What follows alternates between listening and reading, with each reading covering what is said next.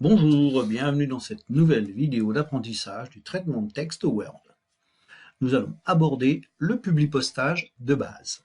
Alors, le publipostage permet d'envoyer à différents destinataires un courrier identique, mais personnalisé, par exemple, les adresses seront différentes. Alors, pour réaliser un publipostage, il faut disposer d'une base de données, comme ici, une base de données qui peut être sous Word, sous Excel, sous Access ou encore en CRM. Il nous faut aussi une lettre commerciale, c'est-à-dire qu'on appellera lettre type. Alors pour créer une base de données, j'en ai créé une, base de données publipostage, donc je vais l'ouvrir. Donc vous voyez, c'est une base de publipostage qui concerne les fichiers de prospects, c'est-à-dire des clients en devenir, d'un graphiste. Alors les noms ont été inventés. Je vais avoir besoin pour ma lettre type des civilités, des noms, des prénoms des personnes, de leur adresse, de leur code postal et de la ville. Une fois ce fichier complété, on va l'enregistrer. Donc là, comme c'est déjà enregistré, je vais juste fermer. Maintenant, prenons la lettre commerciale. Alors, cette lettre commerciale est une lettre réelle, on va dire, donc d'un graphiste. Alors, dans cette lettre, il y a des éléments fixes et des éléments variables. Alors les éléments fixes sont ceux qui vont être à destination de l'ensemble des prospects et c'est un document, comment dire, identique pour tous. Donc l'objet sera identique pour tous.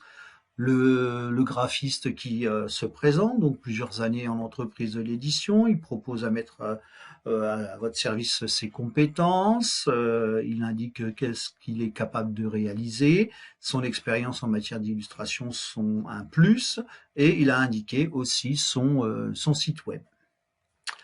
Maintenant, pour les autres données fixes, ce sera aussi la date, on verra comment insérer automatiquement la date.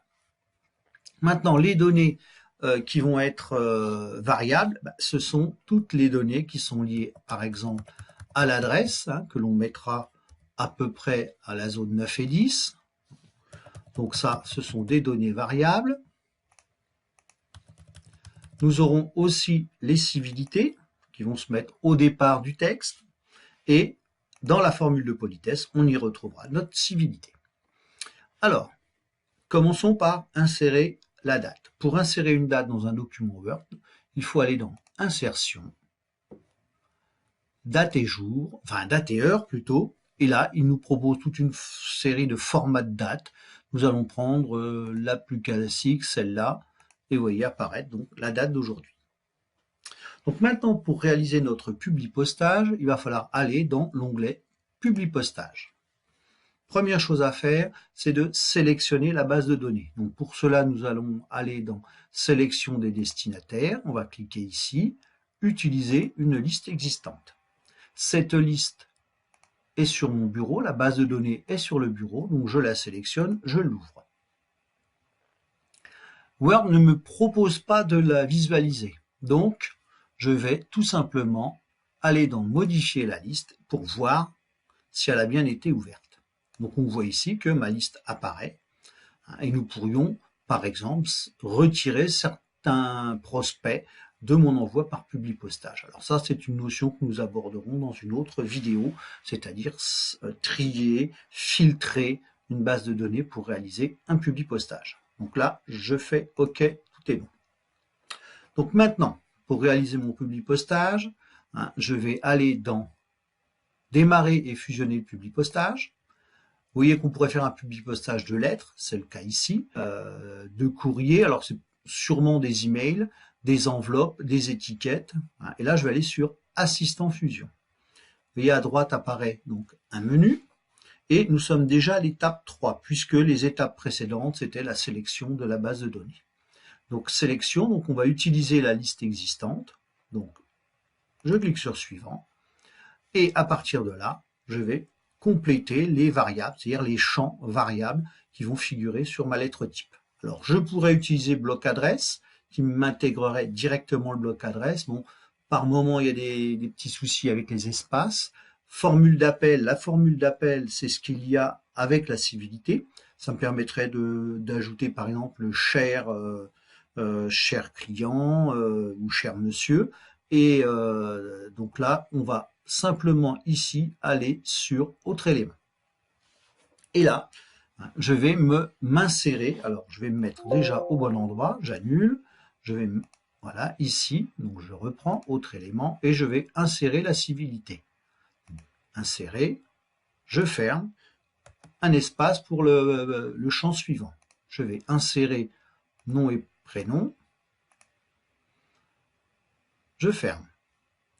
Donc là, on a donc monsieur et son nom de prénom. Donc en dessous, je vais aller à la ligne, je vais insérer l'adresse, je ferme, et en dessous, je vais insérer le code postal, un espace et la ville.